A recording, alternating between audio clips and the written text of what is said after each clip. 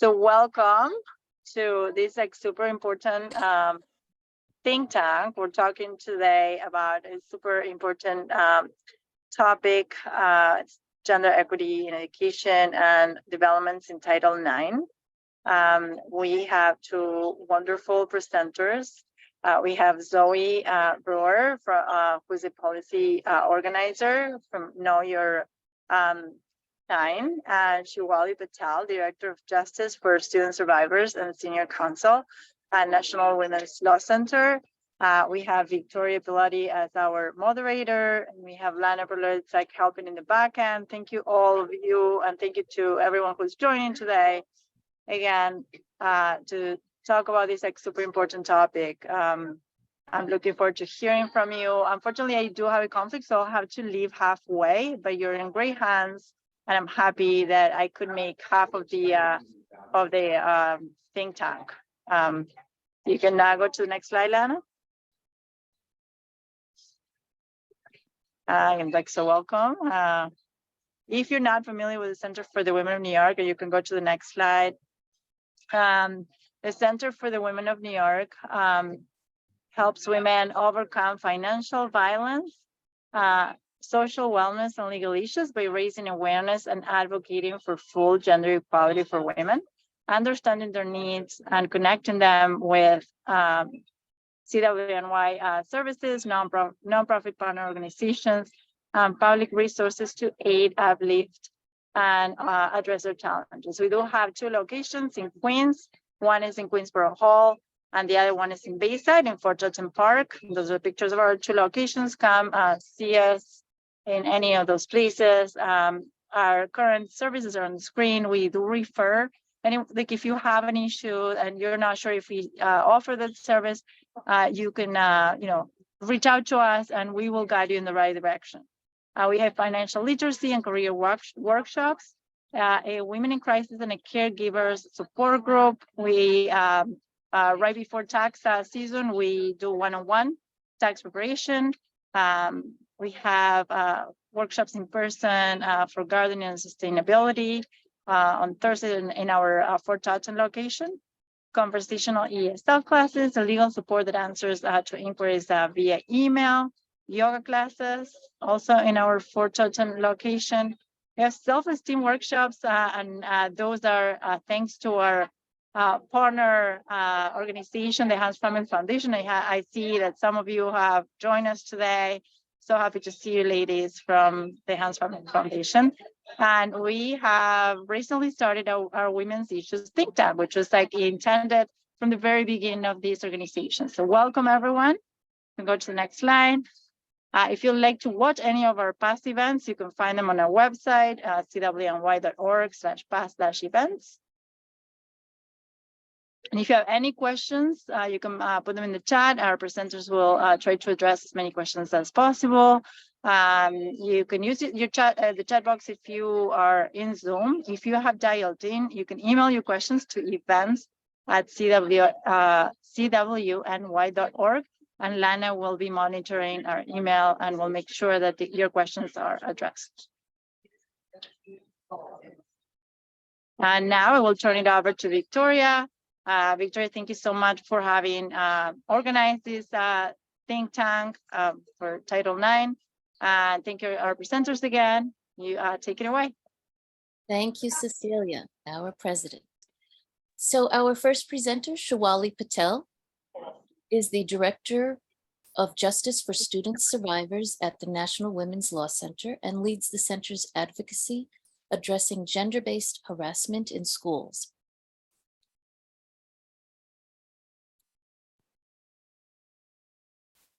Including sexual assault. Her work also focuses on strengthening civil rights protections for LGBTQI+ students, particularly transgender women and girls, and addressing other issues of gender equity in education. Previously, she was at the U.S. Department of Education, Office for Civil Rights, where she worked on civil rights policy and legal guidance interpreting Title IX's anti-discrimination protections, including schools' responsibilities in responding to sexual harassment, protections for transgender students, and the rights of girls of color. Before joining OCR, Shiwali was an administrative judge and investigator at the U.S. Department of Energy, a special assistant United States attorney in the District of Columbia in the Sex Offense and Domestic Violence Unit, and a law clerk to the Honorable Laura A. Cordero at the Superior Court for the District of Columbia. Next slide.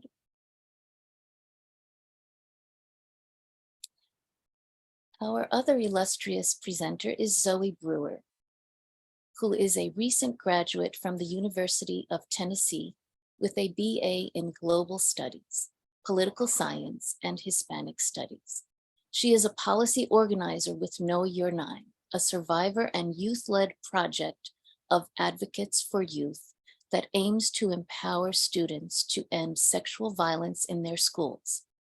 In addition to her work with Know Your Nine, she is a delegate to the United Nations Commission on the Status of Women and a vocal advocate for student survivors and global development plans that center the needs of survivors of gender-based violence. And later on in the program, we will share the links to their organizations. And right now we want to thank you, Shiwali and Zoey, for giving us your time, your expertise, and your knowledge. Take it away, ladies. While Shiwali is looking for the slides, I'd like to thank our partners who are here today. We have National Organization for Women, we have Zanta International, Hans Family Foundation, and if I'm missing anyone, please add your organization to either your name or in the chat. We'd love to promote all our partner organizations. Thank you, Zoey. Sorry about that. I think it's my computer. Okay, so I will get started. So thank you so much for inviting us to speak about Title IX. As Victoria said, I'm Shiwali Patel. I'm with the National Women's Law Center. Very excited to be presenting with Zoey, and who's part of the Know Your Nine team, who we work very closely with. So we're going to talk about Title IX today. And Title IX is only 37 words, which is right here on the slide, but those 37 words mean a lot. And actually, this month was the 51st anniversary of Title IX. Title IX was enacted on June 23rd, 1972. So last year was the big 50th anniversary. And it also happens to be the same year that the National Women's Law Center was created. So since then, among the many issues that we work on, we have been advocating for strong protections under Title IX against sex discrimination in education. And I highlighted parts of the statute to show, again, how broad it is, even though it's 37 words. Title IX, it says no person in the United States, so it's not just limited to students. Title IX's protections against sex discrimination in education also covers employees, it covers applicants, it can cover visitors, and I highlight on the basis of sex, because on the basis of sex is also, very broad. Discrimination based on sex includes discrimination based on sexual orientation or gender identity, parental status, pregnancy. It's very broad, and it precludes discrimination by saying that you can't be excluded from participation in or denied the benefits of or subjected to discrimination in any education program or activity receiving federal financial assistance. That piece on receiving federal financial assistance means that Title IX's protections against sex discrimination only applies to schools that received financial assistance from the federal government. And that also, financial assistance can come in the form of student financial aid or loans that you receive from the federal government or grants. So private colleges and universities, even though they're private, they typically are required to comply with Title IX because they're receiving federal financial assistance through student loans and grants. However, for K-12 institutions, a lot of those private schools in K-12 Schools do not receive federal money in the same way. So many of them are not required to comply with Title IX, but they again would if they receive federal financial assistance. And next slide, please. The Title IX, it covers, and as I mentioned, it's a very broad law. It covers a lot of activities, and I listed some of them here. It requires that schools do not discriminate in their recruitment practices, admissions, housing, financial aid and scholarships, counseling, employment, athletics. It protects students who are LGBTQI+ from discrimination based on their gender identity or sexual orientation or sex characteristics. It protects the rights of pregnant parenting students. So that means, schools need to ensure that they're providing the types of accommodations and supports for pregnant parenting students so that they're not losing out on the opportunity to learn to education because of their pregnancy or parenting status. It covers, and I know we're going to talk about this a lot more, sex-based harassment, including sexual harassment, sexual assault, dating violence, domestic violence, stalking, which means that schools have requirements or obligated under Title IX to take steps to protect students from harassment and to protect them after they've experienced it so that their education doesn't suffer.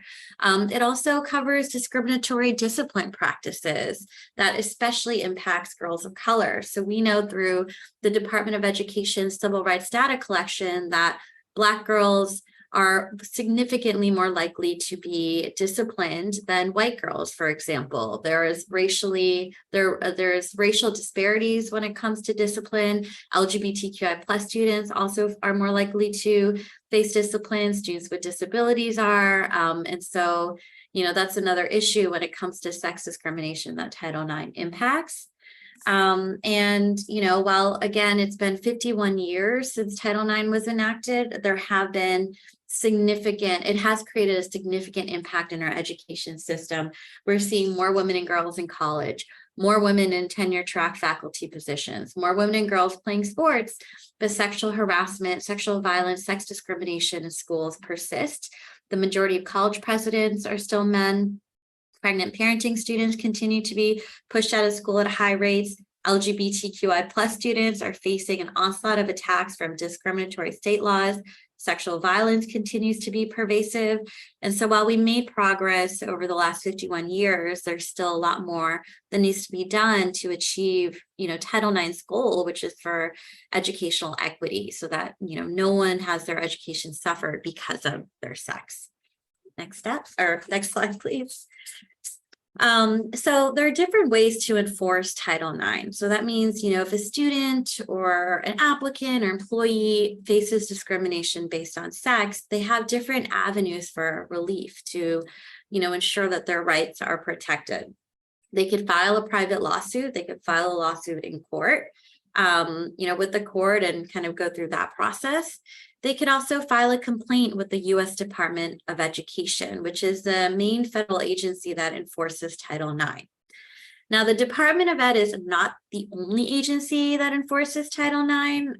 There are many agencies actually that enforce Title IX because they provide federal financial assistance to educational programs. So, for example, the Department of Energy provides funding to many colleges and universities, graduate programs for their STEM programs. So then, Department of Energy has their own compliance reviews that they conduct of some of those programs to ensure that they're not discriminating based on sex. The Department of Justice also does their, own investigations. Sometimes they'll join the U.S. Department of Ed and investigate with them a complaint of discrimination. But today I'm just going to focus on the Department of Ed. So the Department of Education, in enforcing Title IX, they serve two main functions. They do a lot of other things, but the two main functions on this slide include their policy function and their enforcement function. By policy, the Department of Education releases regulations or rules that Zoe's going to cover later in the presentation that explains how the Department of Ed, it's a lot more detailed, how they interpret Title IX's protections against sex discrimination. Now, earlier I showed you the statute It's pretty brief, 37 words, right? But the regulations or the rules themselves are very detailed, and they provide a lot more information about, what type of discrimination is prohibited, the types of steps that schools need to take in response to discrimination or to prevent it. The Department of Ed, in addition to releasing regulations or rules, they also issue something called, or they have like sub-regulatory guidance. So it's not regulation, so it's not law, but it's guidance or dear colleague letters that explains to schools and students and really the public how they would enforce Title IX, and it provides even more helpful information or guidance about the scope of Title IX's protections against sex discrimination. So in the past, the Department of Ed had issued guidance on sexual harassment and sexual assault, which has since been rescinded by the Trump administration. They've had guidance addressing protections for trans students that has also been rescinded by the Trump administration. There was guidance addressing the rights of pregnant parenting students or discrimination in career technical education based on sex. So it really could cover a lot of issues. OCR, which is the Department of Ed's Office for Civil Rights, their other function is enforcement. So, this is a way to, if someone has experienced sex discrimination, or you as a member of the public have realized or have come to learn about a school that has a discriminatory policy, and you want to do something about it, you could file a complaint with the Department of Ed's Office for Civil Rights, and they can open up an investigation into that complaint. And, the ultimate kind of penalty that the Department of Education can issue or sanction is to remove all that federal money that they provide to an educational institution. Now, that hasn't happened, to my knowledge, ever from an enforcement action, because what the Department of Education always does, rather than, getting to that extreme result of they do an investigation, they find that the school discriminated against a student or had a discriminatory policy, before getting to that kind of severe sanction of pulling all federal funding, the school usually, almost always, enters into a resolution agreement, an agreement with the Department of Ed, basically saying, here are some steps that we're going to commit to taking to prevent sex discrimination or to address it. And that information is so important for students in that school or member of the community to know, not only A, that their school district or school was subjected to this investigation, but B, that they're now committed to taking some steps to remedy it.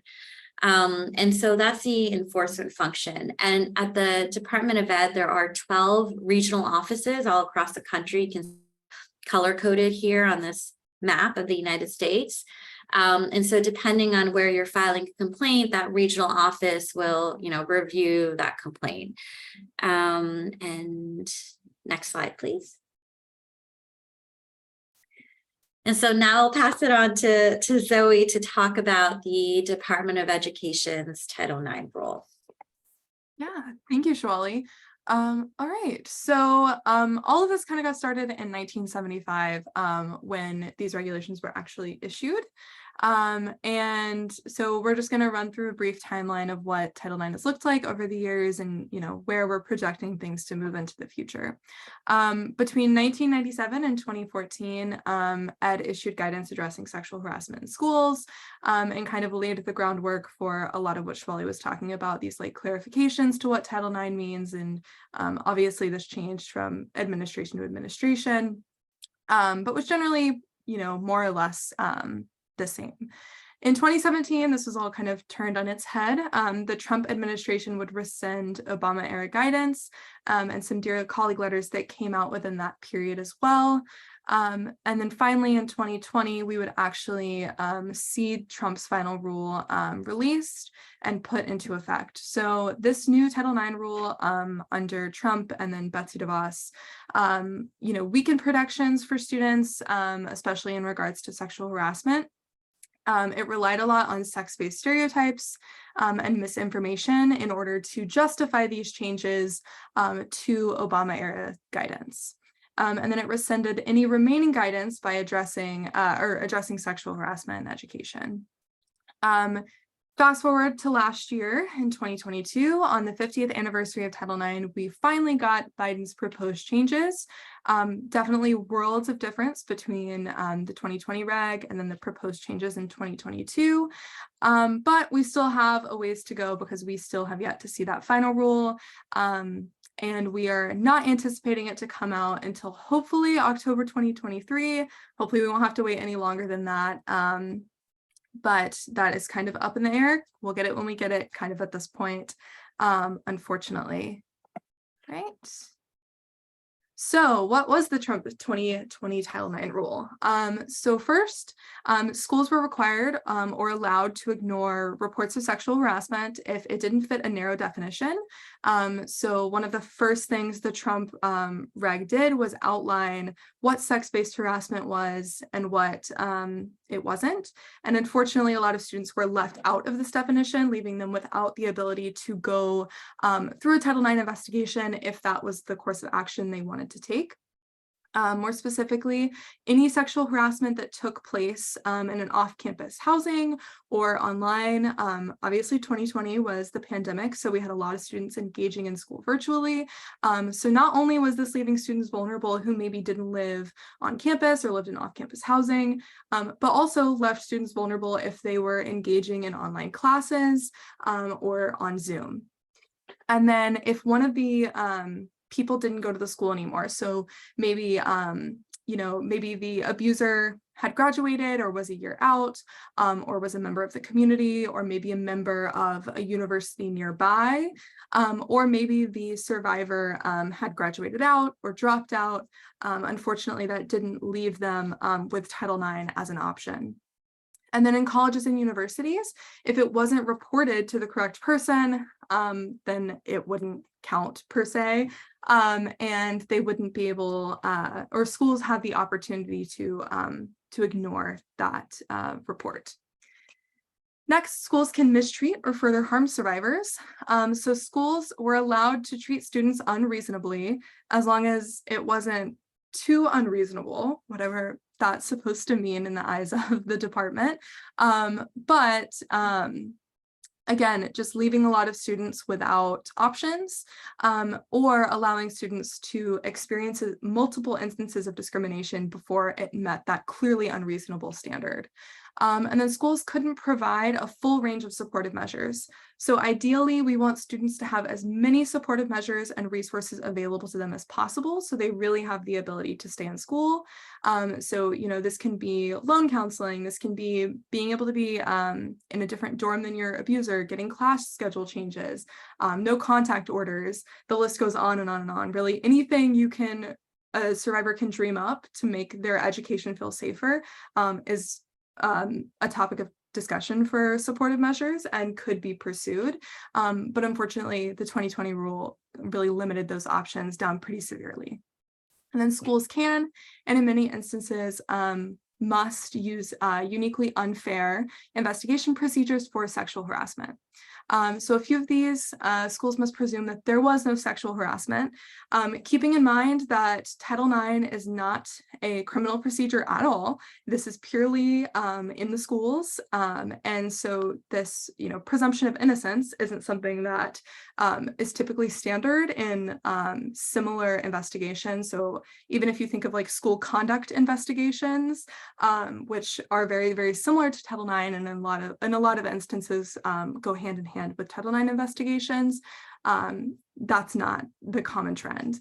They can create unreasonable delays, unfortunately waiting until a lot of students just drop out entirely, or maybe they graduate, and then the survivor doesn't have that standing anymore to pursue a Title IX complaint through their school. And then schools can and sometimes must apply an unfair standard of proof. Again, a standard of proof that is not consistent with other school conduct processes or even similar investigations. And then finally, in colleges and universities, schools must use live hearing for cross-examinations. This is, Know Your Nine, I interact very frequently with student survivors.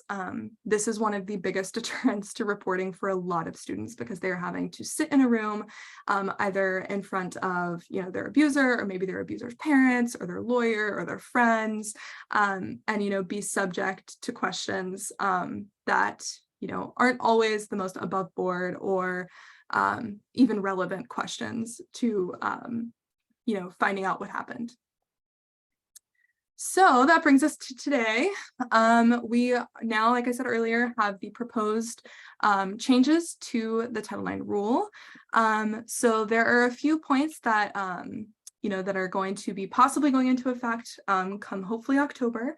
But again, these are subject to change until we get that finalized rule. But for now, here is what we're working with. So first, it's going to require schools to respond to all complaints of gender violence, regardless of where it occurs. So like I mentioned previously, if you're off campus, if you're online, you don't have a claim under Title IX, this would change that. And then it would require reasonably prompt and effective action. So no more allowing students to graduate, waiting 3 years until they matriculate out or they drop out because of all the discrimination they're facing. You have to take prompt and effective action instead of just kind of letting the case sit there as long as, you deem necessary. And then it's going to require schools to respond to complaints of sexual violence that have the potential to threaten a student's education. Again, the multiple instances of violence or discrimination before it's deemed, unreasonable enough. It does have a very detrimental and severe effect on the quality of education and the safety of a student's education. So luckily, the proposed rule would address that. Similarly, it would provide students with protections against retaliation. Not only is this retaliation from, the individuals that are maybe friends with their abuser or in their community, but also from the school. So the school can't retaliate against a student because they do file a Title IX claim or because, they're pushing back on whatever the school is saying they can or can't do. And then it's going to clarify that bans on sex-based harassment include harassment based on gender identity and sexual orientation. Obviously, this is kind of a hot topic of conversation right now and whether or not this should be a part of Title IX. But luckily, this proposed rule does expand that definition to ensure that students are included if they experience discrimination based on gender identity or sexual orientation. It's also going to create a more fair process, encouraging access to supportive measures and accommodations. So the idea of the fair process isn't that, again, this isn't a criminal investigation or process. This is purely an educational and school process.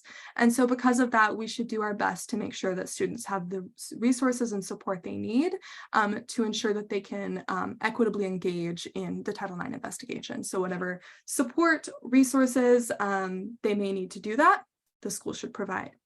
And then it'll also require schools to handle cases of sexual assault with the same standard of proof, preponderance of evidence. So this is that 51% rather than, 99%. School or students just have to meet that preponderance of evidence standard in order to get a result in their favor.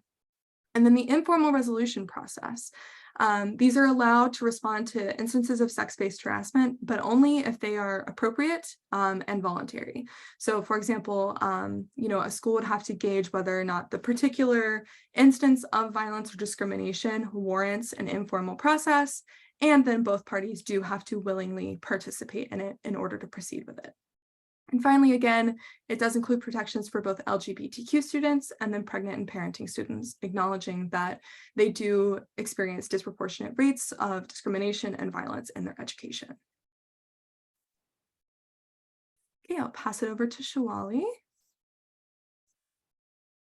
Thank you, Zoe. So, I know we're covering a lot in this presentation, but that Title IX rule piece is so huge because right now the law is the Trump Title IX rule until the Biden administration finalizes those proposed changes that are so important that Zoe just covered. And one thing that I really wanted to underscore that I know was also mentioned is that schools are dealing with all sorts of student misconduct, even misconduct that may amount to a crime, right? Like there's other types of threats or violence, theft, that schools have policies to address. Even other types of discriminatory harassment that could be based on race or disability, but only for sexual harassment complaints now under this Trump rule is there this special court-like process that really was created to create more burdens for student survivors and to deter many of them from even reporting and participating in the process. Like Zoe mentioned, the direct live cross-examination that can be from anyone, like it can be from the assailant's mother or father, parent, or friend. That is a really intimidating prospect that now student survivors have to be subjected to. And it requires schools to have this uniquely hostile and burdensome process only for complaints of sex-based harassment and not for any other type of student misconduct. And really underlying this is this deep-rooted skepticism of complaints of sexual harassment, really rape myths, right? That for some reason, when students come forward with these complaints, that they have to be subjected to more scrutiny. Maybe they're viewed as less credible. It's really offensive and harmful. And that is yet what is underlying these changes. And part of why our organizations and many others are fighting really hard to ensure that we undo those changes as soon as possible. So one solution to all of this, in addition to the Biden administration changing the Title IX rule, is for there to be a statutory fix. That means, a change in the Title IX statute itself to lock in protections against sex-based harassment, to ensure that schools are not allowed to ignore a report because it's not considered serious enough or pervasive enough, or it's not reported to the right person, and to ultimately create safer, more welcoming environments for all students. Also, if there is a fix, if Congress actually amends Title IX and creates protective language around harassment in the legislation, the statute itself, that would prevent future administrations, hostile administrations like the Trump administration, from undoing whatever the Biden administration will do. It's a way to kind of lock in protection, so they're not always ping-ponging between administration, depending on what their politics around harassment, their politics are around civil rights protections. So a solution is the SAFER Act, which is legislation that both of our organizations, Know Your Nine and NWLC, have worked on, that was introduced first last Congress. It stands for the Students' Access to Freedom and Educational Rights Act. Next slide, please.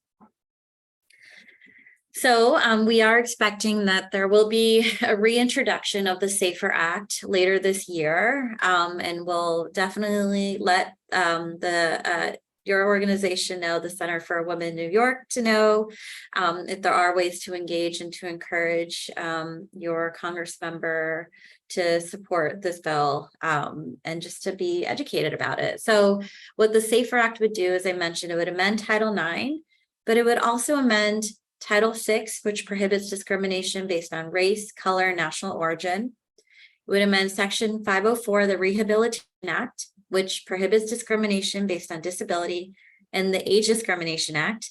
So all of these statutes kind of cover all the different discriminatory bases in education. Title VI and Section 504 are broader in that they cover other spaces outside of education. But it would amend all these laws to strengthen protections against discriminatory harassment. So why is this important? First, as I mentioned, it would ensure that, under future administrations, Title IX rules just can't be weakened based on the politics or the whims of that administration. It also would fix our current legal standards that apply only for private lawsuits. So earlier I mentioned there are different ways to enforce Title IX. You can file a complaint with the Department of Ed. You can file a complaint in court. If you file a complaint in court, the standards are different. They're actually a lot more burdensome for student survivors, and they have come out as Supreme Court decisions, Davis and Gebser from the late 1990s. And they're so severe that it has made it really hard those standards have made it really hard for student survivors who've experienced sexual assault, sexual harassment at schools, and then later sue their schools under Title IX for failing to respond appropriately. It's made it harder for them to succeed in their lawsuits because it creates a very narrow definition of harassment, even narrower than the definition for harassment in the workplace. So that means if you are an employee and you've been sexually harassed, you have protections under Title VII, which is another civil rights law that prohibits employment discrimination. And you are entitled to more protections as an employee against sexual harassment under Title VII than you are as a student against sexual harassment under Title IX, which is quite perverse to expect that students have to be subjected to more severe harassment or have fewer protections under the law. And so we want to fix the law to make sure that there is a standard that is more fair and that would be more protective of students, and that would apply to other civil rights laws so that there is a standard. There is the same standard under all of the civil rights laws. So for example, if a student is experiencing sexual harassment, but it's also racialized, so it's race and sex-based, they're not subjected to a different standard under Title VI than they would be under Title IX, if that makes sense. What SAFER Act would also do is that it would ensure that there are additional protections for harassed students. So more transparency around investigations conducted by the Department of Education. It would allow the Department of Ed to levy fines. So earlier I mentioned that the ultimate penalty that the Department of Ed can issue if they were to find that a school violated Title IX or other civil rights laws is to pull all federal financial assistance from the recipient, the school district or the college. That hasn't happened. That's a very severe penalty. And so we believe that if OCR could just fine these institutions for violating the law, a certain amount that isn't removing all their funding, that could strengthen their enforcement. And that may also ensure that, institutions are coming into compliance because they don't want to have to be levied these fines. It's a greater threat. And other offices within the Department of Ed already levy fines for other types of violations outside of civil rights against institutions. It would also ensure transparency through requiring schools, K-12 schools, so kindergarten through 12th grade, to have climate surveys to really assess the prevalence of harassment and the experiences of students who are harassed and their experiences, not only with the impact on their education, if their education has been harmed, but what has happened after they reported and whether or not their schools responded in a supportive way or how their schools handled it. This would ensure that, we have a better sense of prevalence, but also, where the failures are, what's happening in schools when they're receiving these reports, and whether or not they're responding effectively and changes that need to be made. It would also ensure that there's more funding. It would offer more funding to schools to have more trainings to prevent harassment, to respond in a trauma-informed way, to respond more appropriately. There would be funding for schools to have for their Title IX coordinators, who is a person at institutions who basically their job is to ensure that the institution is complying with Title IX, so to make sure that they're doing their investigations properly. They have complaint processes in place. They're training the employees that need to be trained. That position is so important for compliance purposes. It would also ensure that schools are offering comprehensive supportive measures. So Zoey mentioned this as something that the Biden rule would do, is to ensure that schools are providing the types of supports and accommodations to help students that after they've have been harassed, to ensure that their education is protected. Maybe that's counseling or a change in their classroom or housing or an extension on completing homework or an exam. And it would have stronger protections against retaliation. So one issue that we have seen many times is student survivors, after coming forward, they're punished because their schools don't believe them and then suspended. We at the National Women's Law Center have represented students in high school who have been suspended after they come forward with a report because their school didn't believe them. For example, in one case that we filed against the Miami-Dade School District, we had represented a student who, she was 14, she was sexually assaulted multiple times at school, in the school bathroom. She was interviewed alone by a school police officer who didn't believe her. And then ultimately she was suspended with her 3 assailants. And that was, the basis of our lawsuit. Is a Title IX and retaliation lawsuit. But unfortunately, this issue of punishment and retaliation is not uncommon. And I think something that we're seeing more and more of, given where we're at with Title IX and this Trump rule and kind of this hostility towards supporting survivors through the policy changes that we've seen, and also through the influence of extremist groups, men's rights advocates, others groups that have been really fighting to weaken protections under Title IX and to weaken protections for student survivors. Next slide. This is just a list of, to provide kind of more details about how the SAFER Act would change the current standards that's now law for private lawsuits that have come out of those Davis-Gebser decisions that I mentioned that have come from the Supreme Court in the late 90s. So for example, one change is that right now the law is that you have to have experienced harassment that was severe and pervasive in order to hold your school accountable under Title IX for these private lawsuits. The SAFER Act would broaden it and wouldn't have this really narrow standard, and would instead focus on whether or not the harassment negatively alters a person's ability to participate in or receive an educational benefit, aid, or service. One significant change is that it would take away the deliberate indifference standard, which means clearly unreasonable. So that really allows schools to get away with any response so long as they're not clearly unreasonable. And it would replace it with a reasonable care standard. So, so it would hold schools accountable essentially for not responding in a way that's reasonable. And the bill would outline ways in which a school can demonstrate that they've met this reasonable care standard, that they've had these training and policies in place, that they were investigated if requested, they offer supportive measures, they've taken other necessary actions to support the survivor. I won't go through this entire list, but it's here in the slides. I know those will be shared after the presentation. Next slide. And again, this slide reiterates what I said earlier about how the SAFER Act would strengthen the Department of Education enforcement by allowing the Department of Ed to levy fines. It would also ensure there's more transparency so that when the Department of Ed does investigate schools, it requires them to publish them and any sanctions or findings. And it would also protect survivors by having stronger protections for supportive measures, anti-retaliation protections, training, including grants to go with the training, and better data collection around the prevalence of harassment in K-12 schools. Next slide.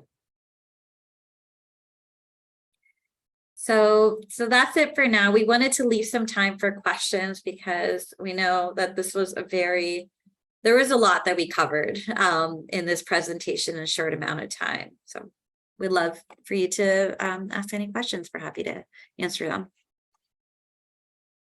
First, we'd like to thank our 2 wonderful presenters, Shiwali Patel and Zoey Brewer, and encourage you all to write your questions in the chat or raise your hand and we'll call on you to say your questions. We will have the direct links to the National Women's Law Center and Know Your 9 in our PowerPoint, as you see here. And we also have many resources on our website for other Title IX articles and resources. So I would like to again encourage you to think of your questions. There's quite a bit of time now if you'd like to ask a question. I would like to start by asking a question. Oh, Lisa has a question. Okay. Lisa Burton, Zonta District 3 Governor. Would you like to unmute yourself and ask the question? Sure. Okay. Hi, good Welcome, Lisa. afternoon, and thank you for such a wonderful program. Since the rules are not finalized, is there any role that we have to play in terms of advocating for these rules? That is a really great question. I'll get started so we might have more to add. So the rule, so there was a public comment period which has been closed because this rule was proposed last summer, 2022. And so that would have been an opportunity, and we would have encouraged really everyone on this call to submit a comment to the Biden administration. At this point, we're waiting for the rule to be finalized. We are concerned about, we don't want there to be any delay. Our initial hope and expectation was that the Biden administration would have finalized these rules already by now, because it takes around like 2 months or so for a school to change their policies for the rules to come into effect. And we had wanted the new rule to be in effect by the 2023 school year. Unfortunately, that's not happening. So something that our groups have been doing along with other kids is really putting the pressure on the Biden administration to let them know how important it is that they no longer delay it, because students need these new rules to go into effect. We don't have an individual sign-on opportunity right now. I can send a letter that both our group and Know Your Nine led on this last week. Zoe, I don't know if Know Your Nine has efforts for like individuals still to engage on this. Yeah, so I actually think right now we're gearing up on having these opportunities are more so for students. So if you have any students in your network that might be interested, I know that I'm working on a training right now about how to engage with your school administration before we get the finalized rule, given that it's going to be in the middle of a semester, and then you have like schools will have like a period of time in which they can rewrite their policy and then actually begin enforcing it. So realistically, students might not see this reg until January. So obviously that's a whole semester that students are going without the support that they need. So kind of training students on how can you talk to your administration this summer and go ahead and get the ball rolling on like, let's make our current policy the least harmful as possible, really minimizing any risk that there may be. So that is one opportunity that should be in the works in the coming weeks. But aside from that, for students, we have joining 9CAN, which is our national network that students can join and kind of get support on how to mobilize and organize. Aside from that, like Shiwali said, Know Your Nine pretty frequently engages in like sign-on letters and petitions and stuff like that. I agree. I don't think there's anything in the works currently, just because we're kind of all playing a waiting game until October. But yes, I do know that Know Your Nine updates on our Twitter and our Instagram. Our Twitter and our Instagram as to any efforts that the public can engage in. So I can put our social media in the chat for anyone who might be interested. Thank you so much. And now Raquel, and you'll pronounce your last name from the Hans Family Foundation. Yes, definitely. Thank you, Victoria. Hi, ladies. My name is Raquel Charia. I'm the executive director of the Hans Family Foundation. We are a female empowerment organization and have been for the last 14 years. I want to say 90% of our work is done in and with the school systems. We are in 41 states and 15 countries. And one, I want to compliment you both for this incredible presentation and information. And thank you to Victoria and Cecilia and the center, because for me, there's so many different lanes that I serve when I think about advocacy, when I think about, the work and the passion that I have. And I'm trying to wrap my brain around how to focus on one, but it's difficult because it just all comes together, right? So I love the question that was asked, how can we also support this work, right? That's important. And I'll go a step further. How can parents and guardians be educated to help support the work for their children to feel like the schools are a safe space for them? Because, and the reason I'm asking that is, as you quite, eloquently shared and pointed out, and we know this as a fact, there's a lot of disparity and inequity everywhere, right? So while some schools might have the manpower and the resources to adopt this and take care of it and, support the students, there are other schools that may not. And again, then everything equitable we're trying to do becomes inequitable. So I think as the adults, how do we ensure that, one, the children are aware of these policies and laws, not just by it being shared to the adults in the building, but how do we share it to the students so that they know their rights, that they know what they can and cannot do, or who they can and cannot reach out to, right? There needs to be proper direction for the students to know who can they go to as their ally in the schools, right? If they can't find an ally at home to speak for them, or maybe they don't want to share what's happening at home. So I think, with education, and I also serve as a PTA president in my son's school district and also on the executive board of the district.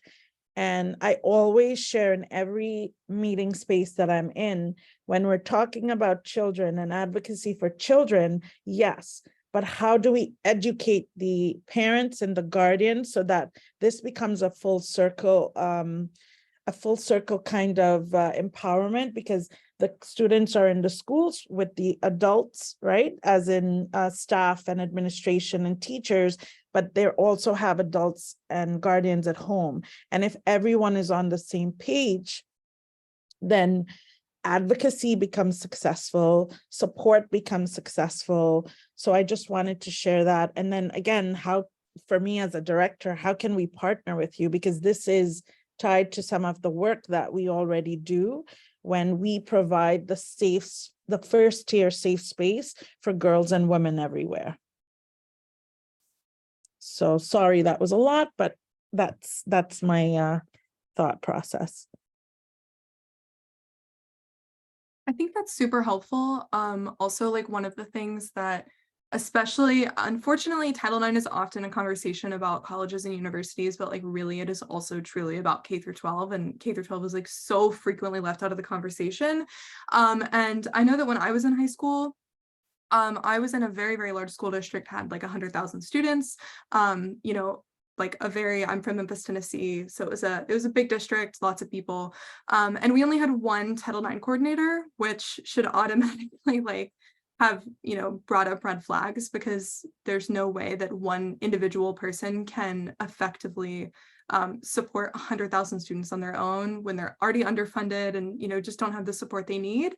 And I really do think that like having parents be constant advocates for, we really need to bolster how many people are in this department. And not only that, ensure that our Title IX coordinator isn't also like the athletics director or, like the superintendent, or there's so many students I've talked to where they're like, oh yeah, my Title IX coordinator has 4 other jobs and they're, managing 100,000 students, which is absolutely ridiculous. And I think that especially at the K through 12 level, that is a huge point of advocacy of like, we need to have a proportionate amount of Title IX coordinators or deputies as to students, and ensuring that they only have one job.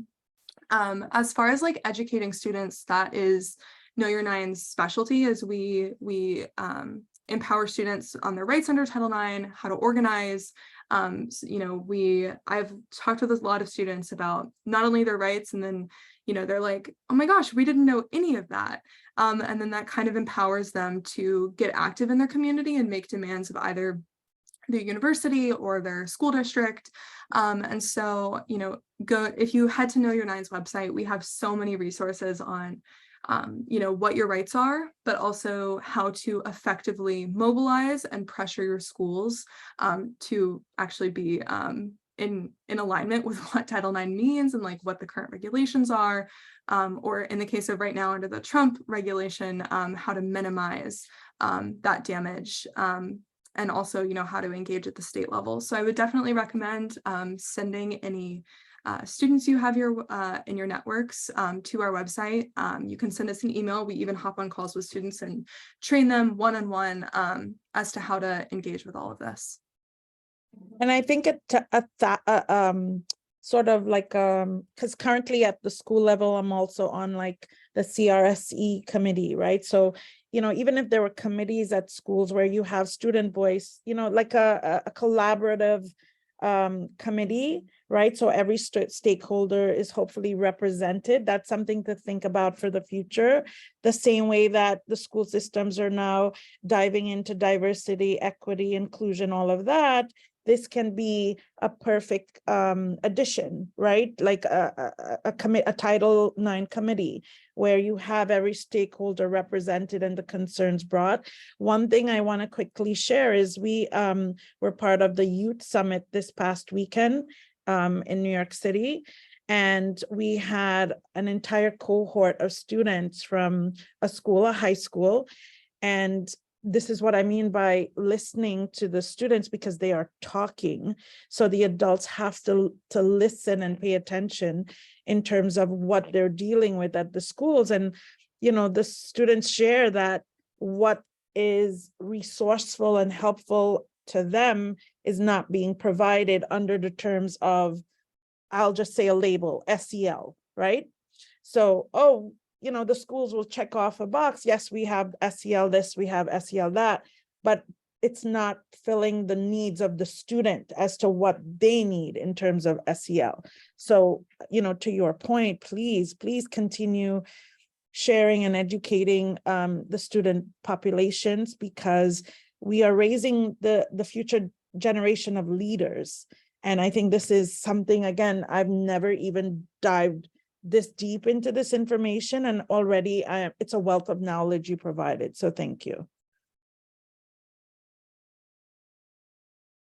I also added in the chat, if you're interested, for any organizations that want to engage in some of this advocacy or like join these sign-on letters when we have them available, know any updates on like Safer Act or the Title IX rule.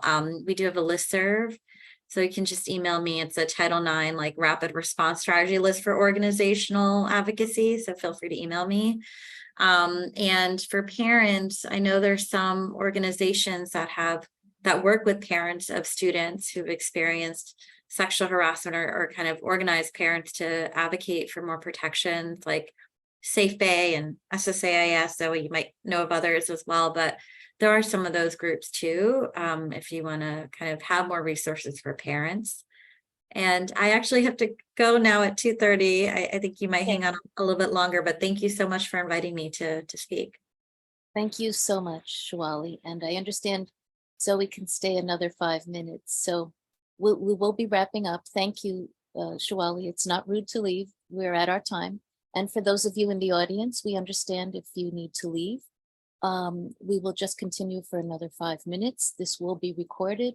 Once it's edited, it will be made available. So we'll continue with these 5 minutes on the recording. I have a very specific question for Zoey. It's a sort of a yes/no question. When you spoke about those hearings, those live hearings with the survivor, and how the perpetrator's family and friends could ask questions of the survivor, my question is, can the survivor's family and friends be present? Can they ask questions of the perpetrator?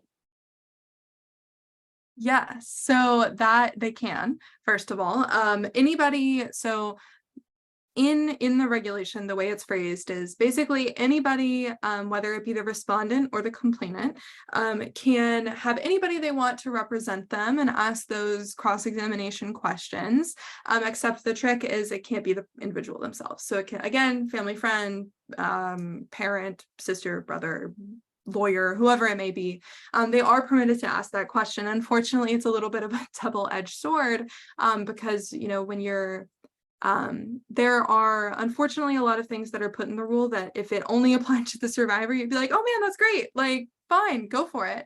But unfortunately, what applies to the survivor also must apply to the respondent, and you know, constantly having to navigate like, oh wow, this might be really good and beneficial for the survivor, but how would it look turned around? And so I guess that's kind of the curse of engaging in this work is, even if, and this isn't necessarily just in regards to your question, but more generally, you have to look at, you know, is it going to you know, come back around and harm the survivor as well.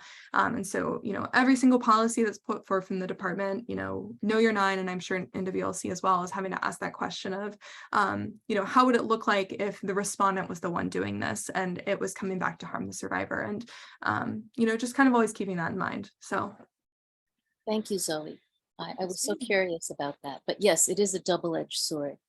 I would like to share that naming the bill SAFER Act is such a step in the right direction, such a simple acronym. And that's what one of the pillars of the Center for the Women of New York, keeping our women and girls safe. And I feel that just the acronym alone is such a positive step in the right direction. How could you not vote for something? It's making our students who have federal funding behind them safer. So kudos to whoever thought of that. And back again to our focus question of each and every one of our monthly think tanks. How can we take action? And I know you've both touched upon it, but it does need reminding and reiterating. How can we collaborate with our partner organizations here on this call, who will also be viewing the recording? Could you sum that up again, Zoe? How can we all help? Absolutely. So I'll start kind of at the top, I guess. So in regards to federal policy, and this is a conversation that Know Your Nine has been having a lot lately, of, you know, students, we feel like, I obviously am a recent graduate myself, and I'm about to go to law school, and students have been screaming, it feels like, at the Department of Education, this is what we need, this is what we need, like, this is what we need to stay in school. And sometimes we're heard, and sometimes we're not. And it's incredibly frustrating that the Department of Education is now putting off this final rule until October, because essentially not only are we going to have a lost semester to students, that is a whole semester where students can't, you know, the standard of harassment is so small, many students can't even file a Title IX investigation. But also because it's halfway through the school year and schools' policies are recreated over the summers typically, how is this enforcement going to work? Is the Department of Education going to really strongly enforce that these new policies are put in place or not? And so one thing that Know Your Nine has been, you know, constantly debating is, you know, if they're not listening to students, maybe they'll listen to teachers and administrators and, you know, parents. So I think being vocal in any way possible, obviously, Shiwali and I were speaking about possibly having sign-on letters coming in the future. So keeping in tune with that. And so I'll put my email in the chat so that we can connect that way. But aside from that, we have a state policy playbook on our website that teaches students and community members on how to effectively engage with their state policy. So proposing things like the SAFER Act, but on a more state level, or there are even sometimes other pro-survivor bills, you know, moving through the state legislature that you can support. But what the state policy playbook does is really teaches you how to, you know, engage with your legislators, but also ensure that they are the most survivor-centered, trauma-informed policies they can be. And if you're interested in doing things like SAFER Acts on the state level, feel free to email me. You know, that's something we've been toying with for a while. And then We also have the local level, like I mentioned previously. If you have any students in your network at all, we frequently do trainings on their rights, how to mobilize, how to write op-eds, how to engage with the media, all of these really invaluable tools to student organizers that not only are going to make sure they are the most educated on their rights, but also make sure that they have the tools at their disposal to pressure their administrators to actually institute some real change, whether it be at the K through 12 level or at the college and university level. So I'm happy to put my email in the chat.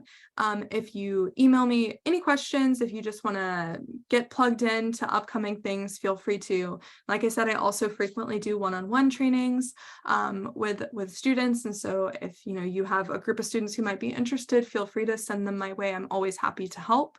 And we kind of just provide a little bit of technical assistance as far as policy work and organizing work.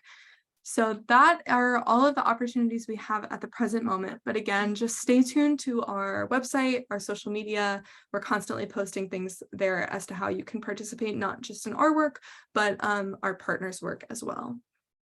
And Zoey, one of our participants is a teacher, professor of women's gender studies, and appreciates the information. So a little light bulb went on. Yeah, absolutely. We need Teachers to partner with all gender study departments and make sure they know about Know Your Nine, know about the National Women's Center, and certainly know about the SAFER Act. And is exactly. that something that's already happening through Know Your Nine? Are you working with gender study departments? Yeah, so we actually we work very frequently with, funnily enough, typically the women and gender studies professors are the ones that are supporting students in a lot of their organizing efforts. So we pretty frequently end up coming across them, but it's always funny. And the Know Your Nine team will sometimes, if one of us is taking a women and gender studies class, well, sometimes there'll be a picture sent of a textbook where Know Your Nine is mentioned. And it's always a funny, like, oh wow, that's us kind of moment. But yeah. All right, so it's already happening, but for those of us who want to further the cause, we need to engage all gender studies departments everywhere, maybe internationally too. So thank you all for participating, and thank you, Zoey. And I know Shiwali's not here, but we thank her as well. And this is a little bit about the center. Please join us, become a member, donate. And here is our contact information. And the previous slide had our current programs. They're all on the website. Please do contact us with any questions. Please do join us for future think tanks. We will be covering many other issues. And do check out our Facebook, Twitter, Instagram, and certainly our YouTube channel for past recordings. And we do have several podcasts as well. So again, thank you all. And thank you, Lana, behind the scenes. And we'll see you next time. Bye-bye. Thank you, Victoria. Thank you for your question.